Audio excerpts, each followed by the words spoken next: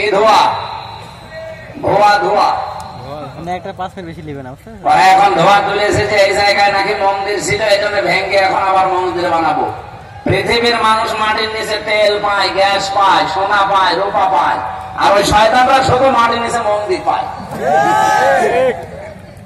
ওরা যদি মানে উলঙ্গ করে পিটাতে পারতাম।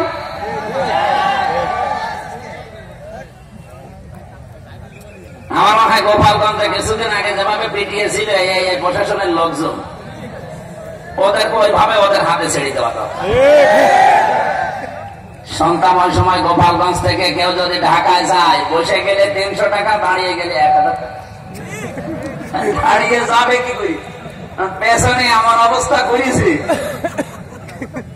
এখন আল্লাহর ঘরগুলো যারা এই ভুয়া ধোয়া তুলে ভেঙে দিচ্ছে, আমার মনে হয় তাদেরকে এই প্রশাসনের হাতে ছেড়ে দেওয়া দরকার। নে পেছনে কি অবস্থা হয় দেখ। এখন যদি বাংলাদেশে আওয়াজ করি আমরা যে ঢাকার স্বামীবাগে ইসকন মন্দির 500 বছর আগে এখানে মসজিদ ছিল, ভেঙে আমরা মসজিদ বানাবো, মানবেন? আপনি মুসলমান তাই বলছেন না, আর হিন্দুরা মানবে? এই জন্যই গোবিন্দ পরমাণু জানিয়েছে পৃথিবীর হিন্দুরা আপনারা একটু সচেতন হন। এই মাতাল লোকটাকে যদি না থামান, এর এই ভুল সিদ্ধান্তের কারণে এমন কিছু নাসিল হবে যেটা টাকা দেওয়া সম্ভব হবে না। এখানে আমাদের দেশে এরকম কিছু হাওয়া আমরা পাচ্ছি।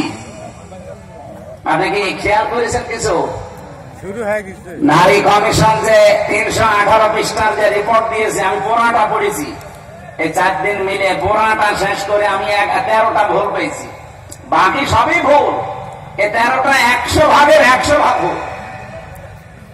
ওরা প্রথমে যেটা জানাতে চায় যে স্বামী যদি স্ত্রীর সাথে মিলন করতে চায়, স্ত্রী যদি রাজি না হয়, স্বামী যদি জোর করে এই কাজ করে, তাহলে স্ত্রী তার পরের দিন যদি মামলা দেয়, তাহলে ধর্ষণ মামলা হবে, প্রমাণ হলে স্বামীর ফাঁসি।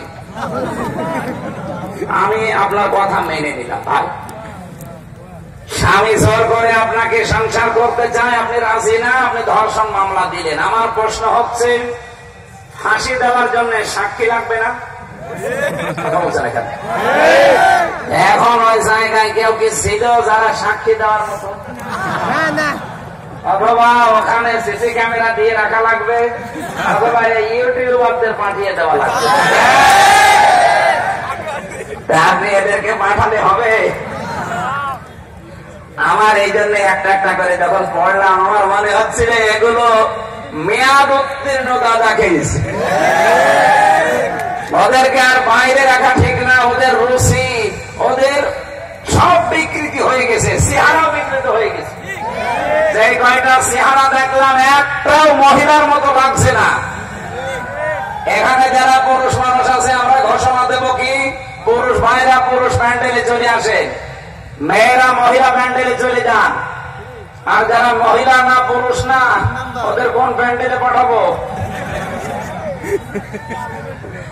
আমি ওদের চেহারার দিকে তাকিয়ে আমার মনে হচ্ছিল ওদের ওরাই তৃতীয় লিঙ্গ। আপনি তৃতীয় লিঙ্গের কোন কিছু বলতে পারেন, আপনি মহিলাদের পক্ষে বিপক্ষে কথা বলেন কোন কারণে? আপনি মহিলা, মেয়ে লোক হওয়ার জন্য যে সমস্ত সিদ্ধান্ত দরকার আপনার তো কিছুই নেই। আমি নিচে নামলাম না, অনেক সাররা আছে তাই। এই জন্য আমার মনে হয় এদেরকে আর বাইরে রাখা ঠিক না। এদের পেছনে অবশ্যই রাঘব বোয়াল আছে, আমরা জানি। পৃথিবীর কোন রাঘব বোয়ালে কাজ হবে না। এদেশে 92% মুসলমান যতদিন আমরা আছি।